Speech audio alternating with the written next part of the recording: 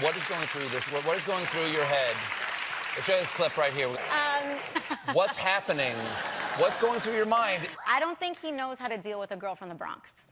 We'll see.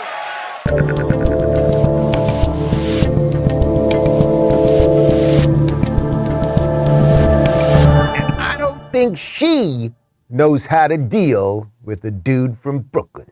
I'm Dave Rubin. This is the Rubin Report. It's February 9th, 2023. And yes, I live in Florida, but I was born in Brooklyn, 1976, long time ago. We're live streaming on Rumble, YouTube, and Locals. Subscribe if you haven't. Today we will be doing a RubinReport.locals.com community Q&A. But before we get to that, it's happening, people. You say, what's happening, Dave? Well, people, do you know what's happening? No, we don't. Could you tell us? Okay, fine.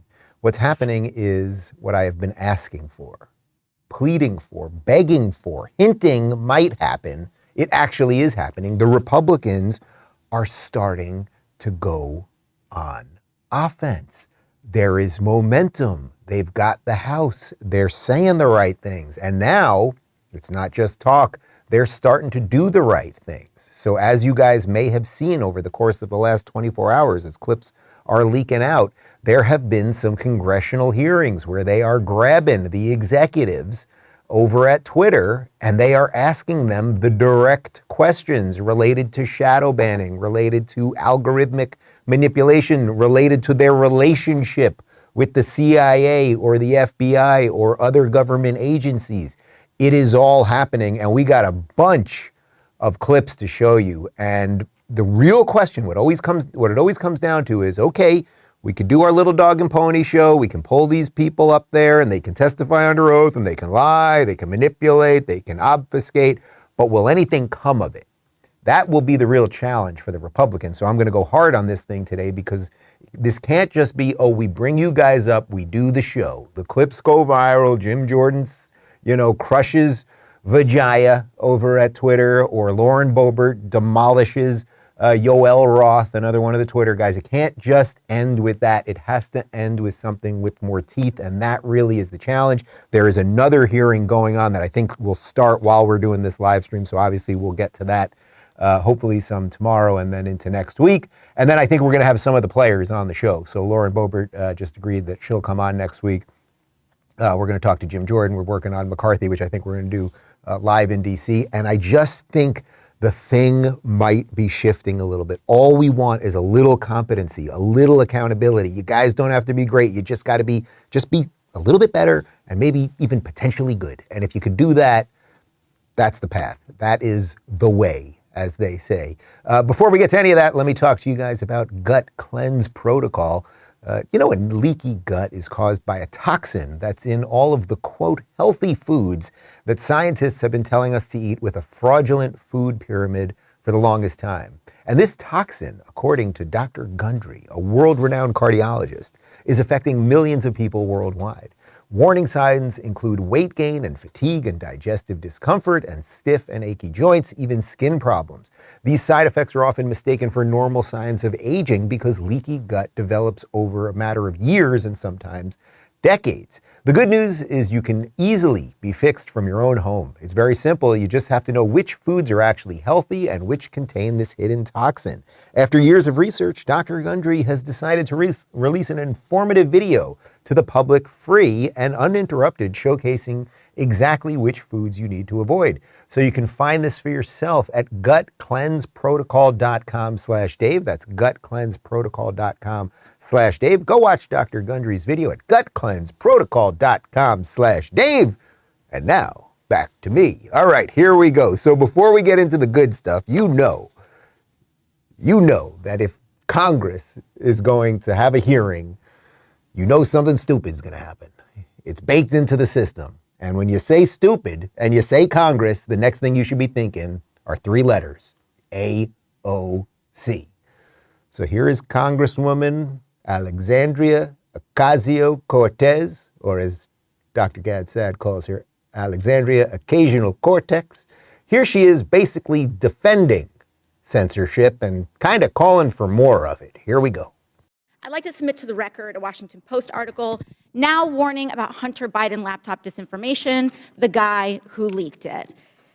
here's the deal. Before I even get into my questions, I think that the story here with the Washington Post reporting is that what they're saying right here, when the New York Post first reported in October 2020 that it had obtained contents of a laptop computer allegedly owned by Joe Biden's son Hunter, there was an immediate roadblock faced by other news outlets that hoped to corroborate reporting, as many did. The newspaper wasn't sharing what it obtained. New York Post had this alleged information and was trying to publish it without any corroboration, without any backup information. They were trying to publish it to Twitter. Twitter did not let them, and now they were upset. I believe that political operatives who sought to inject explosive disinformation with the Washington Post couldn't get away with it. And now they're livid. And they want the ability to do it again. They want the ability to inject this again. So they've dragged a social media platform here in Congress. They're weaponizing the use of this committee so that they can do it again. A whole hearing about a 24-hour hiccup in a right-wing political operation. That is why we are here right now. And it's just an abuse of public resources, an abuse of public time. We could be talking about healthcare. We could be talking about bringing down the cost of prescription drugs. We could be talking about abortion rights, civil rights, voting rights. But instead, we're talking about Hunter Biden's half-fake laptop story. I mean, this is an embarrassment. No, AOC, you are an embarrassment. And I don't care how many times you swing your hand and shake your head and any of that stuff. You are going out of your way to make sure that the very people in government and in tech who are silencing citizens and politicians alike, we'll get to that in a moment, you are going out of your way to make sure they can do it again. Because the only way you and your stupid, regressive ideas gain any traction is if you can censor people. There is so much ridiculousness in what she just said there. First off, she keeps calling it an alleged laptop, an alleged story. It's not alleged. It is confirmed. Even the freaking leftist lunacy of the New York Times, even they have confirmed it. Nobody is doubting anymore whether the laptop, the Hunter Biden laptop, which he dropped off to the repair shop, is real, whether the images of him naked, smoking crack with the hookers, all the shit. Nobody is debating whether it is real or not. It is real, and it is relevant to things going on in our government because he was also renting for $50,000 a month his dad's house. His dad happens to be president of the United States, and it turns out that in the garage next to the Corvette are a bunch of classified documents. So these things could not be more relevant, but she can't have you actually keeping your eye on the ball. She has to make it seem like this is some sort of crazy right-wing conspiracy. She also says, so she says it's alleged. She also says it's a half-fake laptop. Meaningless drivel. It is real, legit, period, you know it. And then she says that it's the Republicans who are weaponizing this committee. And like almost everything she says, that is a complete flip on what the truth is.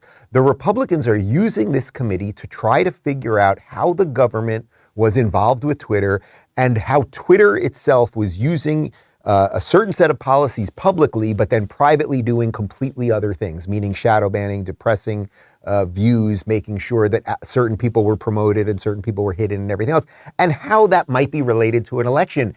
And you would think that these clowns like AOC and the Schiffs, the Adam Schiffs and the Pelosi's, you would think all of these people who screamed about big tech manipulation and Russian bots had somehow created a situation that got Donald Trump elected. Well, that's completely fallen apart. But you would think that they felt that Twitter was so important. Twitter was such an integral part of the election process that maybe it is important that we now know that there was government collusion and that activist employees were silencing people. But she doesn't want you to know that. And she is a liar and a fraud and an embarrassment as a public servant. Just an absolute embarrassment. There's no other way to put it. But let's just do a deep dive on all of this, because this didn't just magically appear yesterday, right? The questions about all of this stuff have been going on for at least, I'd say in the public sphere, about 5 or 6 years. You can go back. Over the next couple of weeks, we'll show you a whole bunch of interviews I was doing 5-6 years ago. There's one particular one I did with Eric Weinstein, where we basically, and mostly Eric, but I'm asking the question, so I guess I was kind of leading him in a certain way. He basically just completely uncovered exactly what Twitter was doing. It wasn't that hard to find. Like, we were asking all the right questions, and it was obvious that there were shadow bans. There were obvious backdoor ways the government was getting involved, and a whole bunch more. But when it really burst forth into the public was in 2019. You might remember this. Vijaya Gadde, who was the other, Yoel Roth was one of the main guys testifying yesterday. He was the trust and safety guy. Vijaya Gadde was the lead counsel lawyer over at Twitter. You may remember when she went on Joe Rogan's podcast, 2019, and Tim Pool was there. Tim is an actual journalist. He's become a superstar in this space. And Rogan kind of just sat back and let Tim Pool do the work. But here they are, Vijaya, Rogan, and Tim. And here is Vijaya basically lying about content moderation, shadow banning, et cetera. At what point would you guys restrict someone from sharing false information about vaccines that could get someone hurt? That is not a violation of Twitter's rules. No.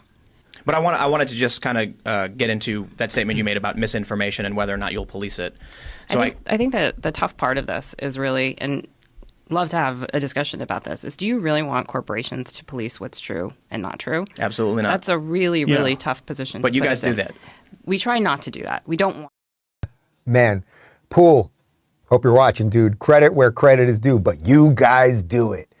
And her answer, we try not to, which if you just have half a brain, you would think, well, we try not to, so that obviously means that we do. And if it means that you do, then that means there are mechanisms baked into the system at Twitter, and you can extrapolate that into Facebook and to YouTube and everywhere, every one of the freaking apps on this thing, that they have ways of silencing people. They have either kill switches, or they can just shut off certain accounts, shadow ban, depress the algorithm, whatever magical phrase, whatever newfangled phrase they want to use to come up with that. So at that moment, we try not to. Everyone should have known that's what they do. And when they say we try not to, now I actually believe to some extent that they probably, a certain amount of them probably didn't want to go ahead and censor everybody. There's going to be some evidence of that we're going to show you in just a moment. But they all have their political biases. And as Elon Musk is now well aware, having fired half the company and still having a whole bunch of leftist activists there, the stuff, the leftist ideology, the woke nonsense started getting baked into the code. So people did not even know when they were being banned. This is why they brought me to Twitter a couple weeks ago. There were the obvious labels on certain people's accounts. One of them was my friend Charlie Kirk. His account had been labeled with, right wing or something to that effect. A label that could be seen by any of the programmers there. What they found on my account was it was way deeper. There was nothing obvious on my account to show why it was shadow banned. It was way deeper in the code. And the more they dig, the more they find. I actually spoke to one of the engineers yesterday. He said they're still finding more stuff on my account. And I'm not making this about me. They used my account as the example because I was ranting and raving about it. But now they're finding this about all sorts of people, including Lauren Boebert, Congresswoman Lauren Boebert from Colorado. And if you want to see, when I talk about Republicans are getting balls, they are starting to fight back. They are not taking prisoners. And again, we'll have to see what they actually do about it, not just talk. But watch this. This is just great. So this is Lauren Boebert talking to Yoel Roth, who is the head of trust and safety at Twitter, regarding her own personal and also public government Twitter account. Mr. Roth, while at Twitter, how many meetings did you have with the FBI? I couldn't say for sure, but I would More say than 10? That's a More than reasonable 20? estimate. I couldn't say for sure. More than 50? That seems a bit high. Many meetings with the FBI. Well, we know how many FBI agents worked at Twitter while you were there? I don't believe any active FBI agents. Former FBI agents. How many worked there while you were there? I'm aware of perhaps 2. Well, we know of at least 9 because they started the BU group chat, BU for Bureau. Okay, so we got more of that, but I wanted to stop there because there's a couple things going on here. First off, there are former FBI employees, and there were many of them. She knows of at least 9. There are probably more that were working at Twitter. I think some of them may still be at Twitter at the moment. So now the question, that isn't inherently, you can work at the FBI and then work at a private company and then bounce around. You can do all those things. So that isn't inherently evil unless part of what they were doing there, and it does kind of sound like it, was working for the FBI, right? Doing the work of the FBI while no longer technically working at the FBI. That's an issue. I do want to offer the slightest defense of Yoel Roth here. because if the FBI is calling you, right? If the FBI started calling me and being like, Dave, we want to talk about what you're doing on the show. Well, I'm the boss. I'm the boss of this thing. So if that then changed policies of what I do here, or what I talk about, or what I don't talk about, it would all fall on me. Yoel Roth, he was the head of trust and safety, but he was not the CEO of the company.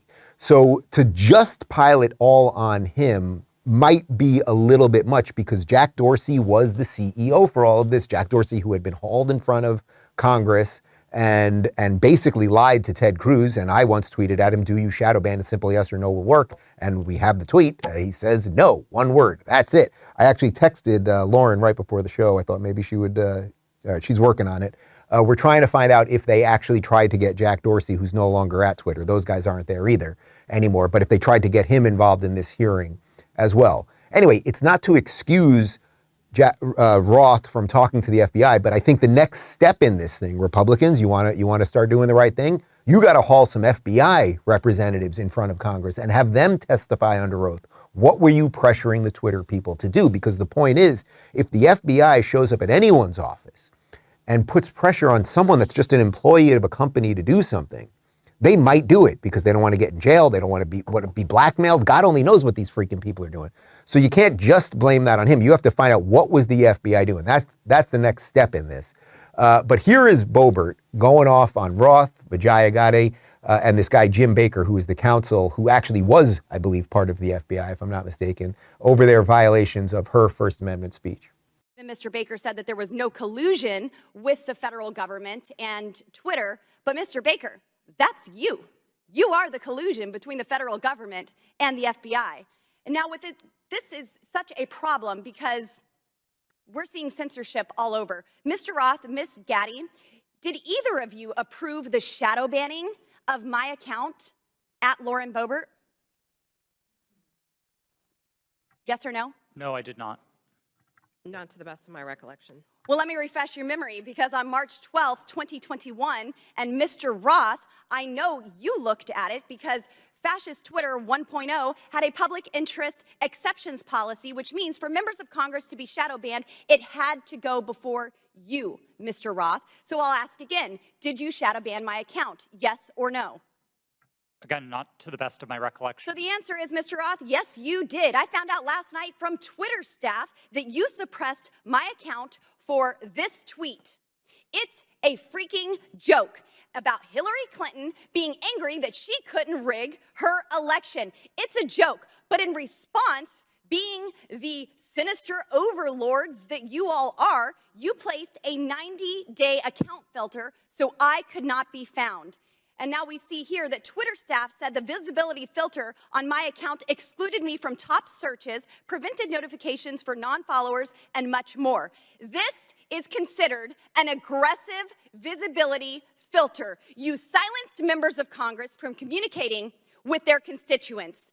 You silenced me from communicating with the American people over a freaking joke. Now, who the hell do you think that you are? Man. What do they call that? What do they call that kind of woman? That's like fed up soccer mom or something, whatever that is. But that is the attitude Republicans need more. So again, you can either put all the blame on Yoel Roth or on Vijayagade or this guy, Jim Baker. Jim Baker, by the way, I mean, he's the most interesting piece of this thing, even though people talk about him the least. This guy was the general counsel at the FBI. He was a lawyer, like a big time, big shot, high powered lawyer at the FBI. And then you know what his job was at Twitter? General counsel at Twitter. Huh, you think something's going on here? So again, I don't think you can put all the blame on these people completely because there was pressure from the government. That's why this is a First Amendment issue. If Lauren Boebert was just screaming at them, you guys as a private company did this, well, there's something to be exposed there, right? Because for years we've been all screaming about Russia collusion on all these Russia bots that somehow manipulated the election, which of course all turned out to be a lie. So she would be well within her right to be going after Twitter for whatever they're doing, whatever their information they're manipulating. That doesn't make it a First Amendment issue. It becomes a First Amendment issue when government agents are pressuring these people to do things.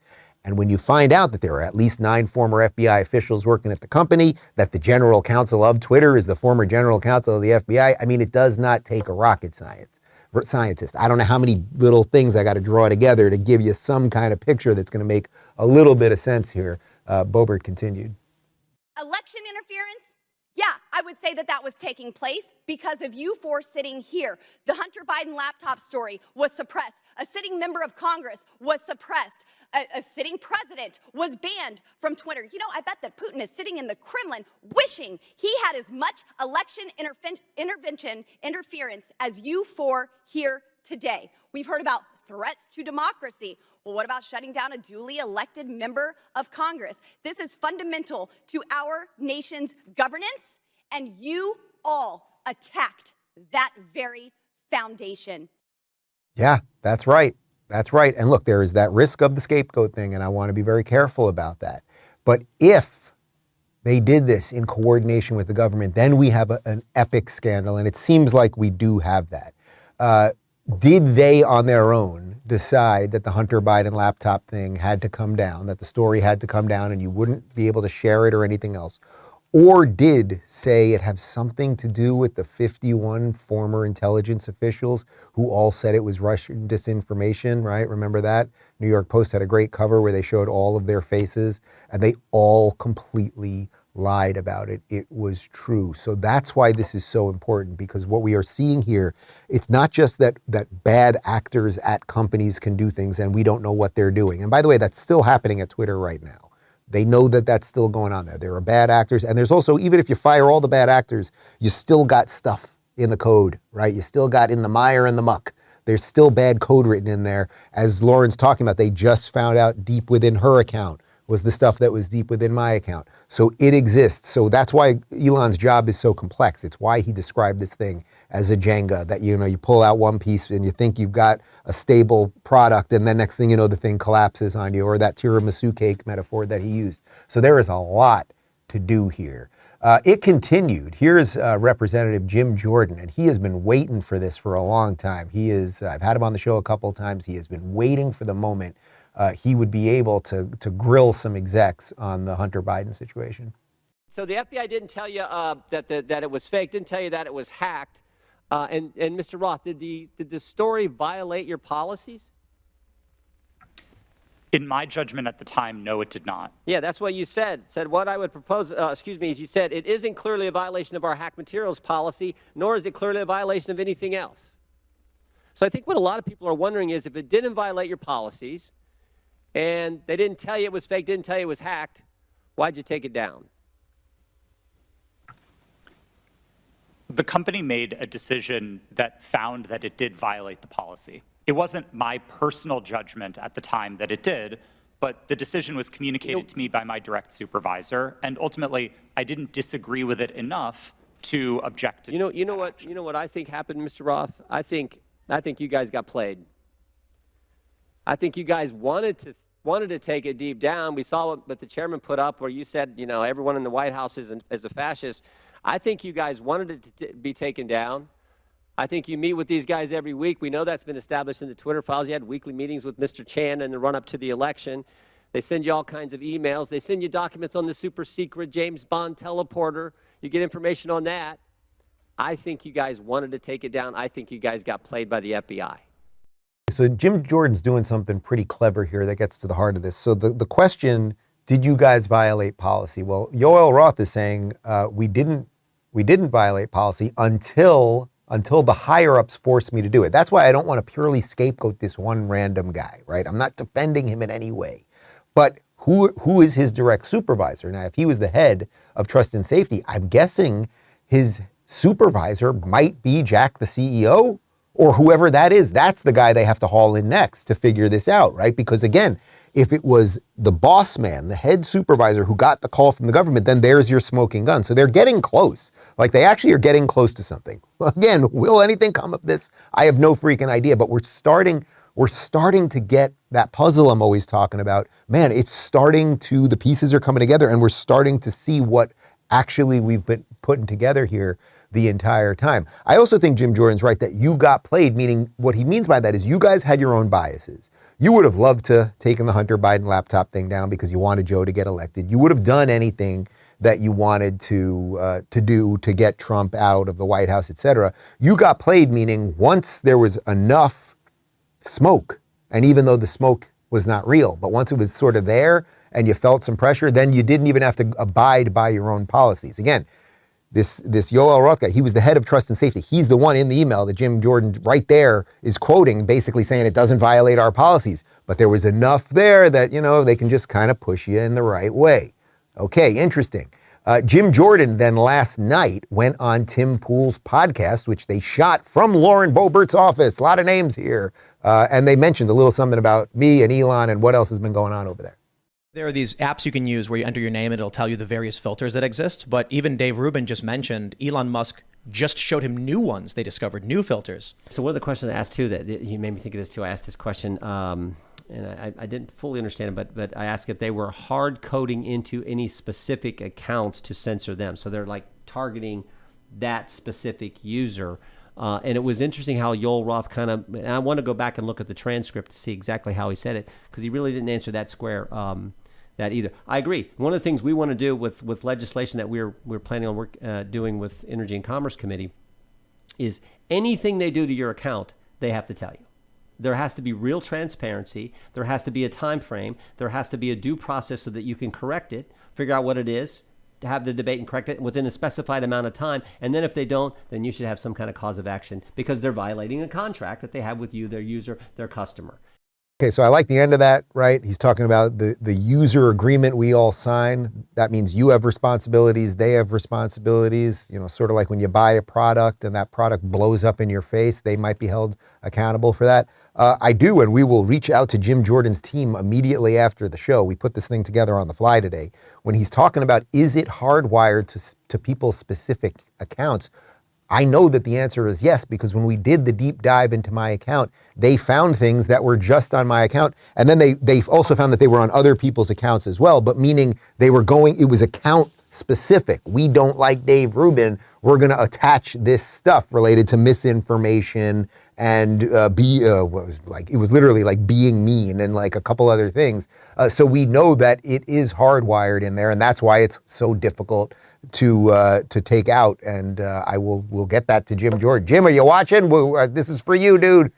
Anyway, if you want to see how ridiculous this is and how the lies get laundered. So we started with AOC, basically mocking the entire hearing, not being upset that people's First Amendment rights were infringed on, again, because if the government, which it sounds like it was, these FBI agents were pressuring people's speech to be taken off Twitter, that is a violation of your First Amendment. She doesn't care about that.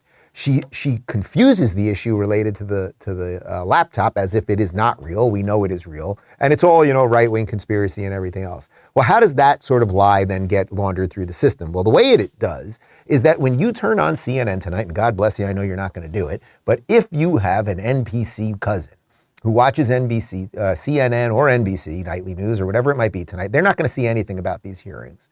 What they are going, if they get anything, it'll be a little bit of the AOC. AOC didn't believe that the hearings were worth hearing at all. On MSNBC, here is Joe Scarborough and Jen Psaki. You like how Jen Psaki has somehow made a return to this show? How did this happen? I thought we buried her bones, like Freddy Krueger. You know, if you bury the bones, they don't come back. But anyway, she's still here. And here's their analysis of what happened. Analysis, please.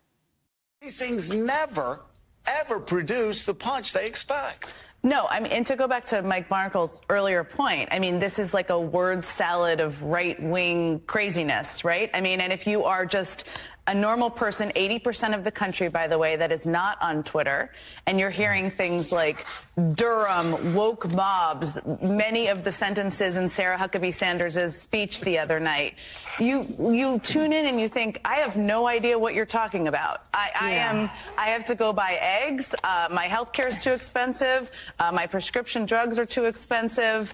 I'm not sure about gas. It seems down, but I don't want it to go up. And it just feels very far away. So in a strange way, this Republican strategy right now has made them seem like this like right-wing elite society that is not connected with what is actually happening in the country. God, she is just awful. I'm going to have to rearrange my list of awful people. She just moved up a couple notches because Corinne Jean-Pierre, we do so much on her. She had kind of jumped her. But if she's back, if Psaki is back, baby, I'm moving her up the thing. Like she's no one's beaten Joy Reid, but she might be in Sunny Hostin level at this point. We're going to have to get the whole chart out. The thing is, I have so many women of the View on that thing. Maybe it's not fair. You got your Anna in here. Anyway, it's interesting because Jen Psaki is seemingly upset that people are not happy with prices of eggs and gas prices and the price of health care. Remind me, guys, who's the president of the United States? What's his name again? Joseph R. Biden. And who worked for him a few months? Jen Psaki. These people are such epic clowns. And also that Joe Scarborough is saying these things never pack the punch they want. How much more of a punch do you want than a member of Congress saying, I have evidence that you, this giant tech company, were censoring me before an election. And I have evidence from the company itself. And we know that government agents were working with the company to do it. There was collusion with the FBI. How is that not packing a punch? What he means by that is, I'm going to ignore the important things so I can put on this hack Psaki to babble about some irrelevant bullshit. This is Watergate level stuff, honestly. It really is. It really is. But if you want to see what Psaki does, I know it's an oldie but a goodie. Here's Psaki in July of 21 admitting that this is exactly what they do, which is why she wants you to focus on the prices of eggs right now, which again are the fault of her former boss. This is a big issue of misinformation, specifically on the pandemic.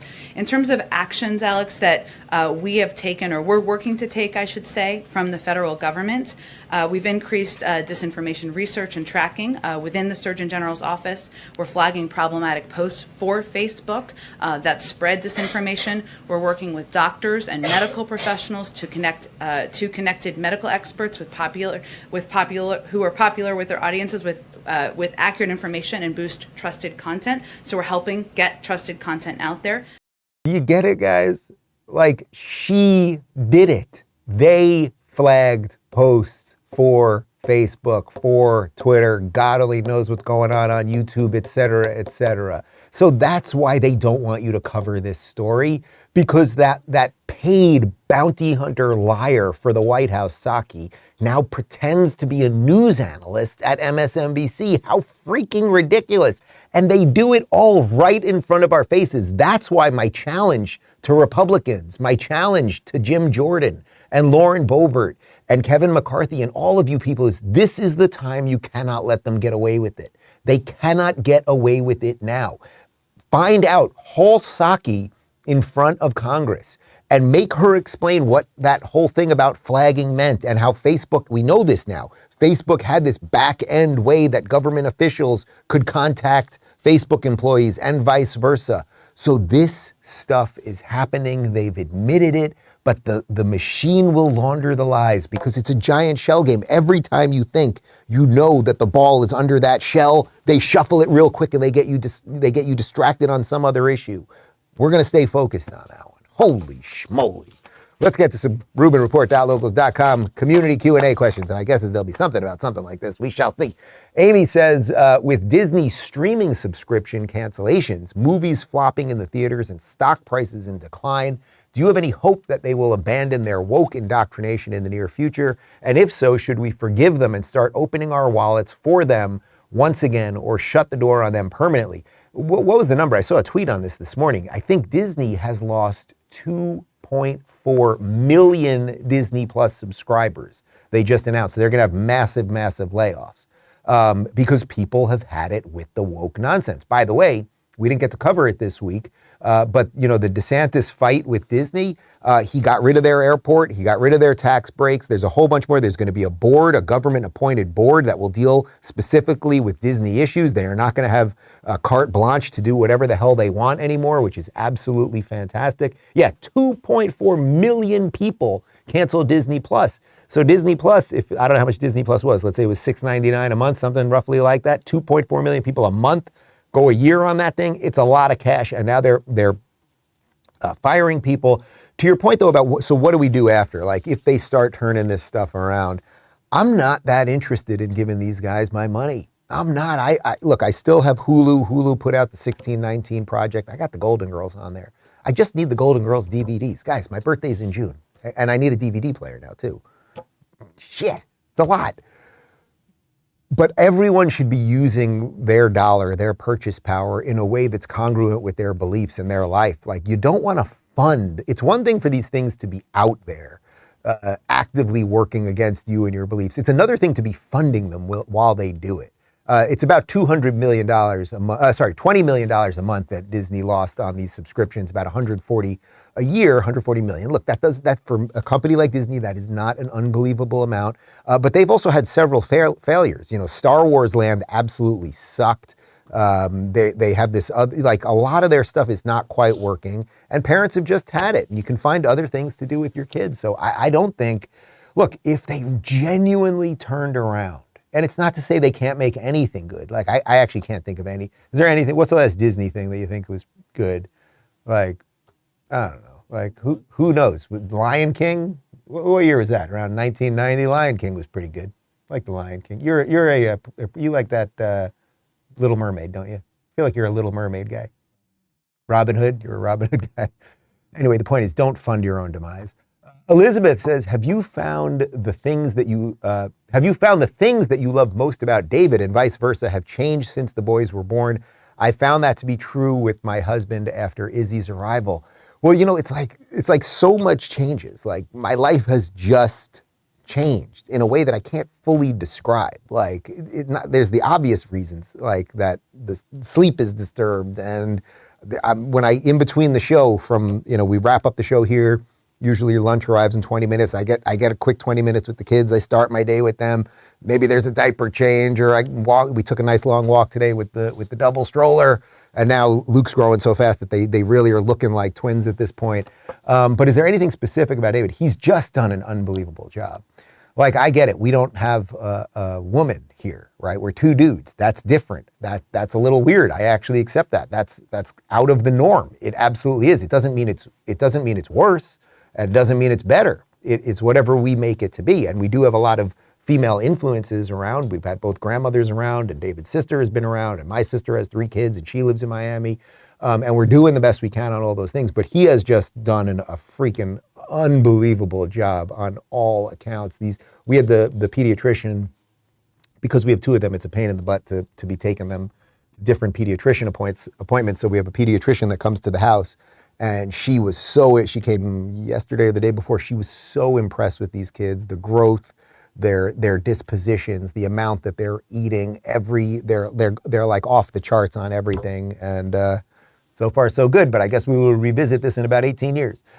Daisy says, discounting all sports, what is your dream job?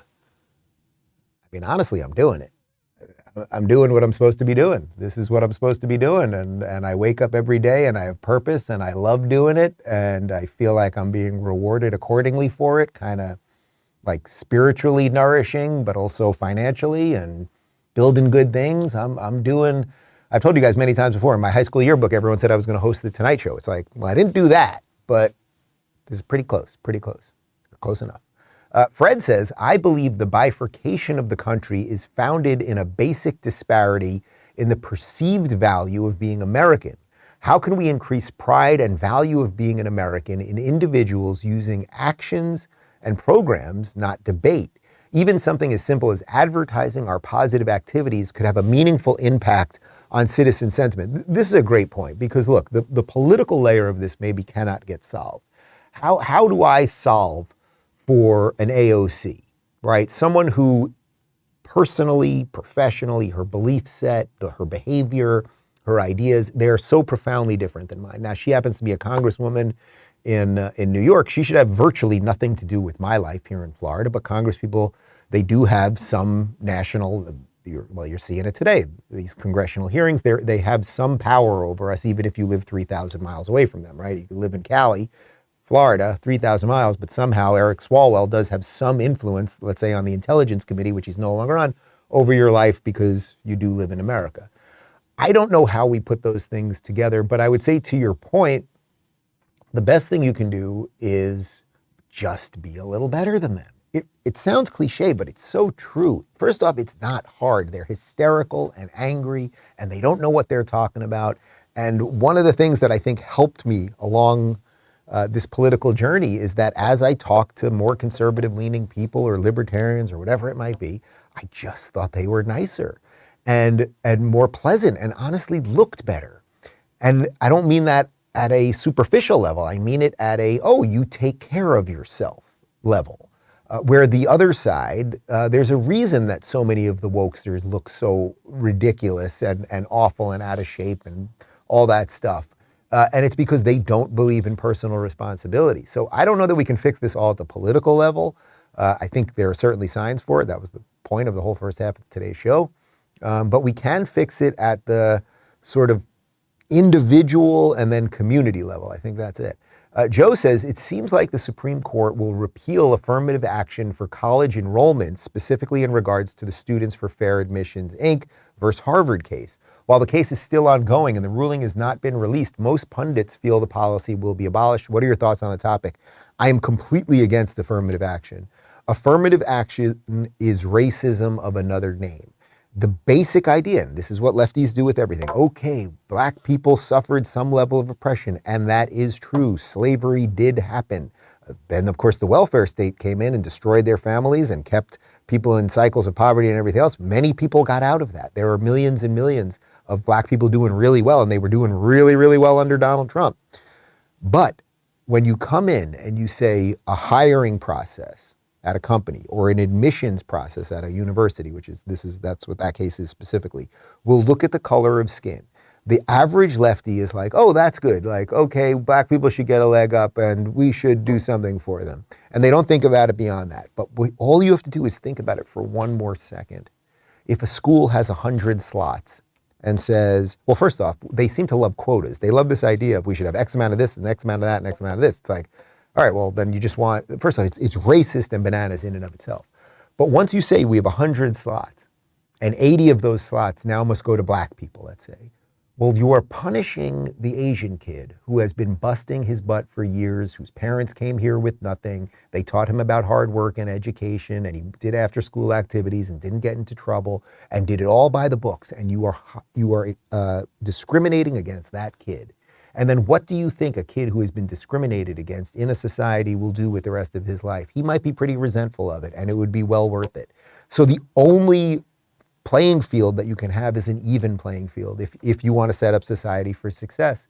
And that encourages everybody to work as hard as they possibly can. But once you say this color skin, those genitals, whatever it might be, are going to get this person in, you will degrade the product. You will not get the best of the best. And why does that matter for society? Well, let's say you're going to Harvard, and now Harvard has decided instead of hiring just blindfolded, admitting the best 100 kids.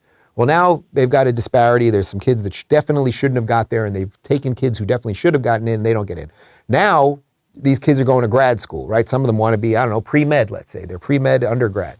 Now they wanted to get into grad school. They want to be a doctor. Well, they got in with lesser grades. Now they get to pre-med with lesser grades. Oh, that's interesting. Okay. Now they're getting out of pre-med and they're going to get their first, they're going to be an intern at a hospital, whatever it might be. And then they're in competition there.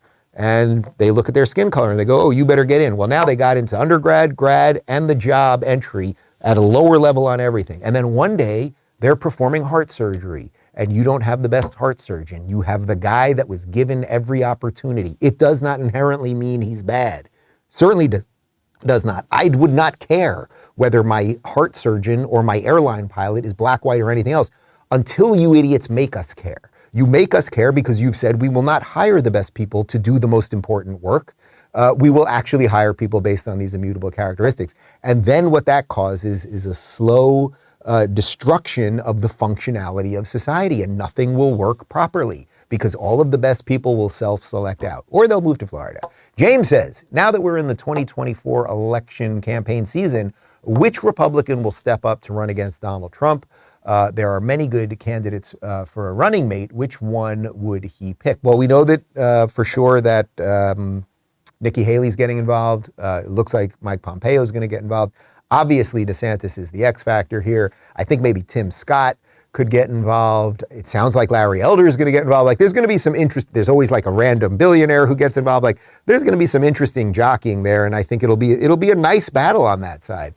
As I keep telling you, the main issue is what Trump wants to do here. It seems to me he's lost a lot of momentum, a lot of support. It's not that people don't like the message. It's not that people don't like Make America Great Again. It's not that people don't think he did a way better job than Trump. I think there's a feeling, it's partly age, but it's also that his time has gone, that the machine maybe wouldn't let him be elected again, that we've seen the most amount of votes he could get. How can he bring in new people? Who's going to suddenly be like, I've come around on Donald Trump? And that would all lead you to think that someone like DeSantis is the standard bearer for that. And I would love to see those guys work together. By the way, I think you can make arguments against DeSantis as well. As a Floridian, I can make a very clear one, which is that the freaking federal machine is evil, and we've got the best guy here. Why give our best guy to the federal machine to be chewed up and spit out? That, as a Floridian, is a really strong argument to stay here. The argument against that is, well, we're in a freaking battle for Western society, and we better put our best guys on the chessboard, and this is our best guy, so let's see what can happen there. But would he be as effective in all of the world affairs? That is he the force of nature that Trump is? Probably not quite. Is he possibly more competent than Trump and would staff better than Trump? Probably. So there's pros and cons to all of these guys. I just don't want the mutually assured destruction with them. And I have to say that watching Trump over the last week or so, I haven't even been covering it on the show because I don't even want to give it air, really. He's saying really awful, ridiculous things about DeSantis. And it's like, dude, if that's the way you're going to go out, that you're going to take our best guy and just level crazy accusations and scorched earth on him, like, I'm not that impressed with that either. All that said, there is a way I could end up voting for him, and we will see what happens. I happen to like Nikki Haley. I was very impressed with Pompeo. Some of the foreign policy stuff on Ukraine wasn't my thing, but I thought as a communicator, I thought he was quite good. He was friendlier than I anticipated, and we'll see who else gets involved. Liberty says, I've never heard you really talk much about Bitcoin and cryptocurrencies. As someone who leans libertarian on most of the issues, I'd assume financial freedom and decentralization would be things that you support. I think allowing government to get so involved in banking was a terrible idea, but was a necessity at the time. Is it time for a new option, a trustless system? Love to hear your thoughts. Yeah, we've done a couple little shows on Bitcoin over the years, and I've mentioned things here and there. First off, the general idea of decentralization, not having one Fed that controls all the rates and all the money, and one bank in charge of everything. And you don't even have to do this just at a financial level, like a media that is truly centralized the way our media seems to be centralized. We've seen the decentralization of media, YouTube, Rumble, all of these things popping up, and now there are new voices, hopefully that are giving you something a little more true than the nonsense that the centralized systems pump out. You always wonder why, how do all these seemingly good people start barking the same epic bullshit over and over? And it's because it's just centralized thought. Humans are meant to be decentralized, having systems of individuals that kind of come together to build things and go up this way. That's why it's always so hilarious when Biden talks about his bottom up and middle out economy. And it's like, no, it's the other way for you, dude. I know he doesn't know which way's up, so it is what it is. On the crypto side, the idea of payments, decentralized payments that are end to end, meaning you want to buy something from me, I want to buy something from you. I can send you this digital currency. You can store it. You can save it as you see fit. There is no way, because it's decentralized, for someone to come in and freeze your account or take it from you, like what was basically happening in Canada with freezing of bank accounts, that you could basically have commerce, have exchange, barter with people outside of the system. That is very good. We've got a little bit of Bitcoin. I've got some of the other stuff, which most of it's not doing too hot these days. And yeah, I would recommend people just learn more about it. But we also need, it's not just decentralization on the financial side. You know, decentralized video is something that Rumble is working on and Locals has been working on for a long time. But all these things, they're fraught with difficulties, because once something is decentralized, so if you put a decentralized video out on the internet, meaning it lives on all these different computers, and if one goes down, another one jumps in and helps and keeps it up. So it basically exists forever. On one hand, that sounds nice. It's like, okay, YouTube couldn't shut me off tomorrow if we were fully decentralized right now. That's spectacular. But now what if it was something horrific? What if it was a snuff film? What if it was child porn? Do you want that to never be able to be taken down? So these are a lot of the issues that we've been grappling with when we're trying to figure out what direction we want to go with Rumble and Locals.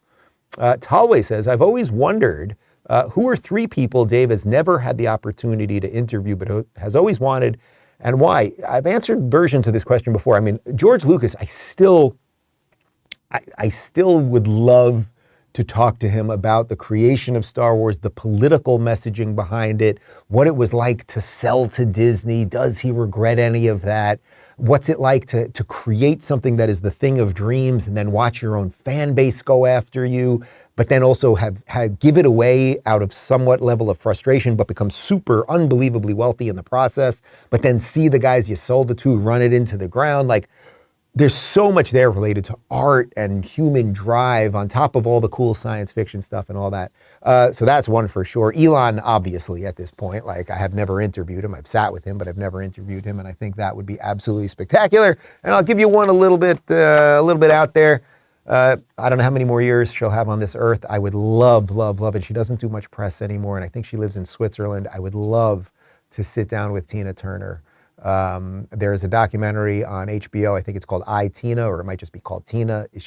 I just love her story. This girl that came from Nutbush, Tennessee with nothing. She marries Ike. She gets in the band. They have this horrific, insanely abusive relationship. If you've seen the movie, What's Love Got to Do with It? I mean, they get into it. It's a book, I think, as well.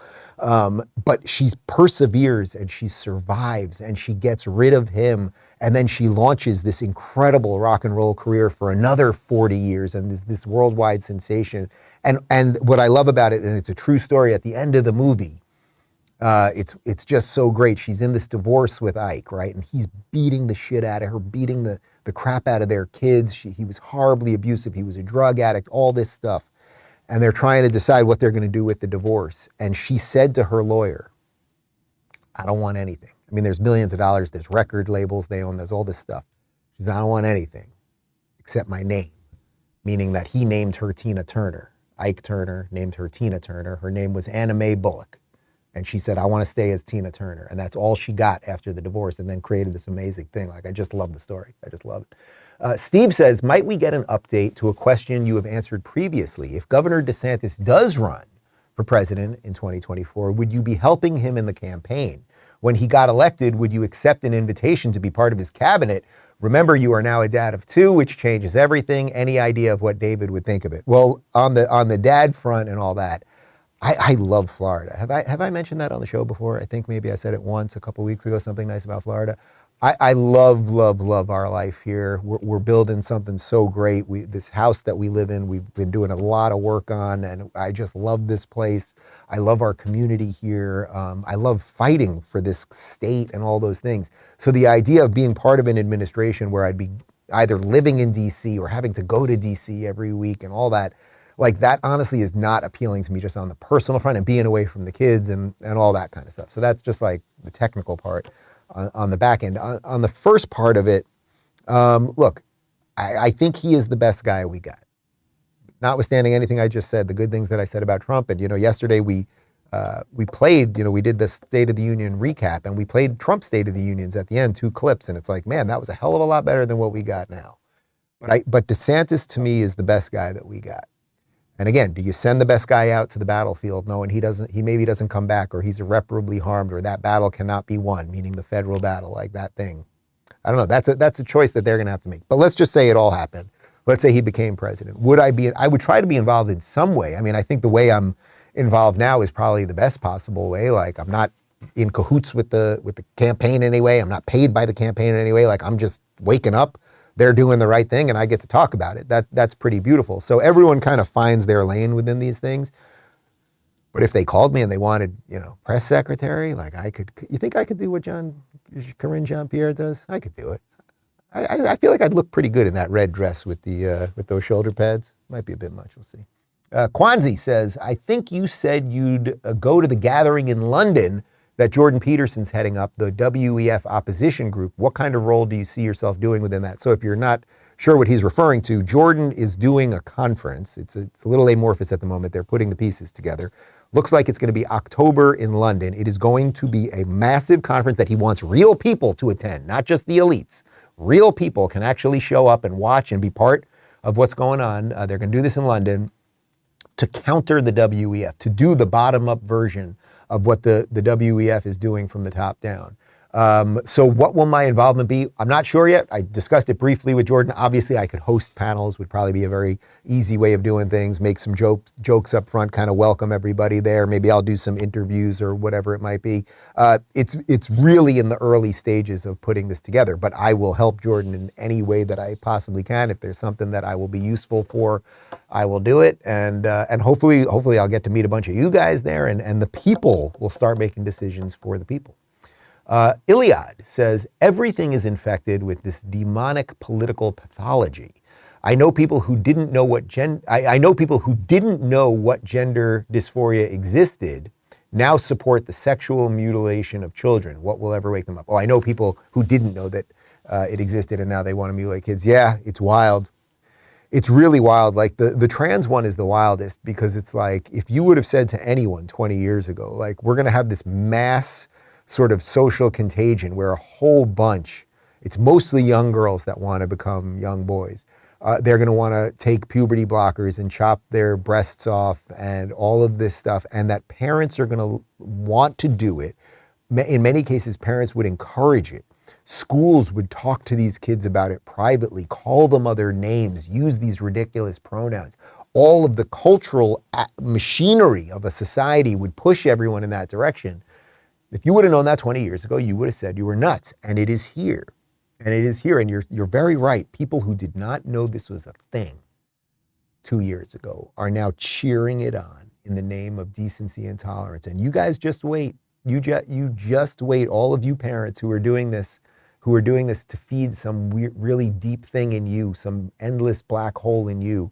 You just wait till your kid, your 13-year-old daughter, who's now a 15-year-old boy who's still struggling with whatever he might be struggling with. You just wait till he's 27 and has physical and mental scars because of what you've done. And you didn't act as the parent. You acted as an advocate for quote unquote science. You just find out, wait, let's push it past 27. Now they're 67 and you're 87 and they're about to put you in the old age home. They're not going to put you in the nice one. You know that. You're not going to Grand Old People Castle. You're going to Shady Pines, motherfucker. Okay. Richard says, when you observe the positions that the far left Dems take on society, do you have flashbacks to your time as a Democrat voter and the point where you threw your hands up and tapped out? I do. I think about it a lot because I cannot believe that although the Democrats were certainly not as radical and crazed then as they are now, I cannot believe that like a guy like Biden would have been sensible to me 20 years ago. Like I wonder if even if I went 10 years back, so I'm a lefty now and I'm still a Democrat, I think I would have been looking at someone like AOC like, this doesn't make much sense. And actually much of my awakening had to do with the hysteria of these people. I started noticing the hysteria very early on. And AOC is a great example of the hysteria. So I don't know that I would have ever been on board with her, but the sort of just like middle of the road kind of says the right thing, but gets everything wrong Democrat like Biden, I probably would have been in on that. But if you want to really know the answer to that, just this week we put up a compilation video of my 4 PragerU videos with a little bit of new content in between, my commentary on what was going on in the world over these past 6 years. And you can find out sort of what I was thinking then versus what I was thinking now. And Chris, let's put the link to that in the description. I'm talking to my guy, Chris, through the computer machine right now. Can you do that for me, Chris? In the description, let's put that PragerU link. Miss Mama Panda says, any plans to go watch a SpaceX launch? I can see them from my house. However, I want to see it up close. Justin or Luke may want to be an astronaut.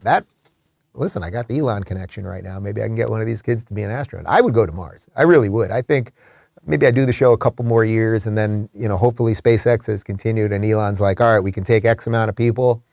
I mean, I would want to take the family, but like, right, that's going to be the problem. They're going to want to take a lot of single people and couples maybe without kids with a bunch of fertilized embryos that they're going to plant there. Then an alien is going to infect one of them and then take over the ship. You've seen the movie. But I would do that sort of thing. Anyway, I don't think I can go. Where is it? Where did we say it was again? It's near Orlando on the coast over there, obviously. It's a couple hours up, but I think I'm away that weekend. But, they'll keep doing more of these things. Rich says, who are the top 3 frontrunners to be the next governor of Florida? Well, it's interesting because there is a chance that DeSantis does not finish the term and makes the move on the presidential thing. But either way, there will be another election at some point. I think the three big ones right now are Jimmy Patronis, who I don't think you guys have heard, many of you have not heard of, certainly if you don't live in Florida, but he's the CFO, the Chief Financial Officer of Florida. I think he's got a really bright future in front of him. I like him. He's had a lot to do with the reconstruction after Hurricane Ian. Strikes me as a decent guy, and I think he could be good. He seems kind of television ready, and he's a fighter. Speaking of a fighter, I think Byron Donalds, who you definitely know now if you've been watching the show, I've interviewed him a few times, congressman from Southwest Florida, really good dude, and I basically asked him, and he said there's probably only one job for me after this, and that's governor of Florida. He didn't quite say governor of Florida, but it was implied. Maybe Francis Suarez, who's now the mayor of Miami, who I think would obviously make a great governor. He may have presidential ambitions on his own. There's a couple options there. Jeanette Nunez, who is our lieutenant governor, I think she could be quite good. So Florida, the thing with Florida is, and one of the reasons I'm somewhat willing to back the DeSantis for president thing, if it's going to happen, is I feel like Florida is going to be okay. The people really have learned the right lessons here. Our politics make sense. Our systems here are working. I don't think DeSantis would just be like, all right, I'm going to be the president, I'm out of here. He loves this freaking state. I think he would make sure that it would make sense, whoever would follow him and what policies would come after that and the rest of it. So, but we'll see. We'll see if it comes to fruition. Geller says, one of the reasons that news channels are corrupt is that they're not pay for use. So the user gets the service for free, advertisers pay the costs, and the channel isn't beholden to the user to be truthful. Locals addresses this by making the channel accountable to the users, but are there other areas that are or should be going pay for use? You know, the pay for use thing is interesting. Look, my feeling with locals was that, first off, I'm independent.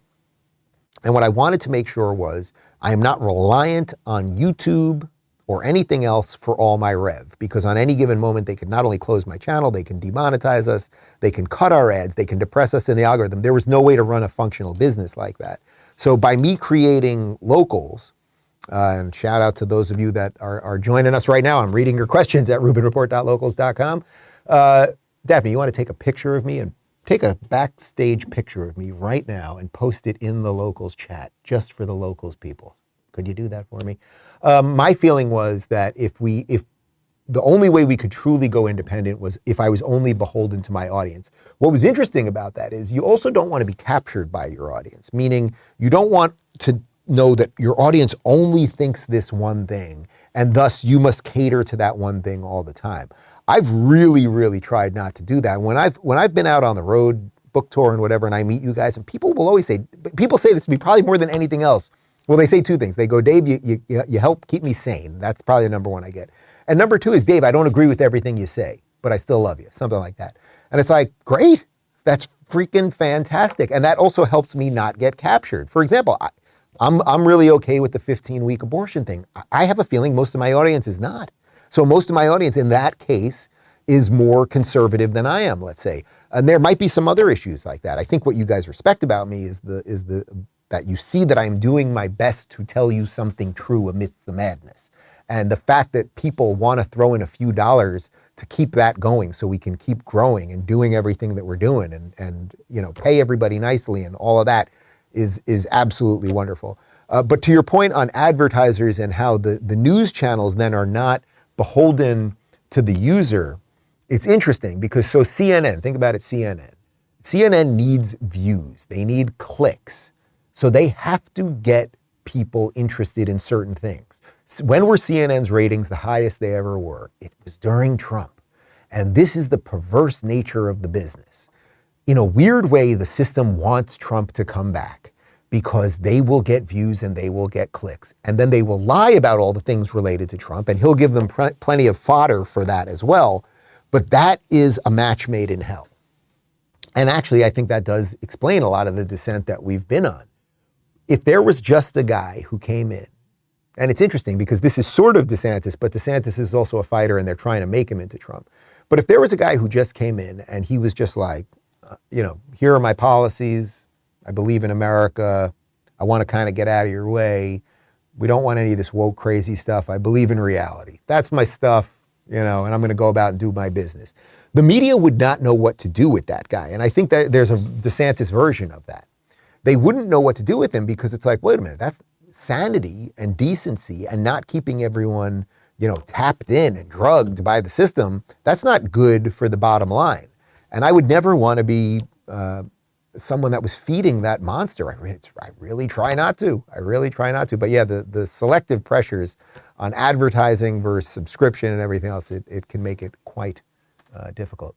We're going to do a post-game show. Speaking of locals, we're doing a post-game show in just a moment. If you have not had enough of me, there's more to come. RubinReport.locals.com. If you haven't subscribed on Rumble, please go ahead and do that. Rumble.com/RubinReport. Part 2 of my interview with Dr. Robert Malone. It's quite chilling. I mean, some of what he says about what he thinks. He thinks we have not seen the worst when it comes to the vaccine injuries yet. As a matter of fact, I think I said to him, have we seen the worst? He said, it's not that I fear it, I know it.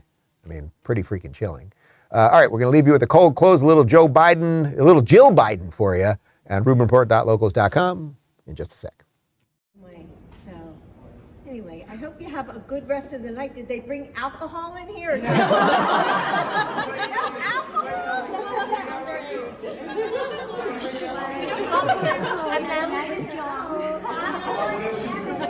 I know.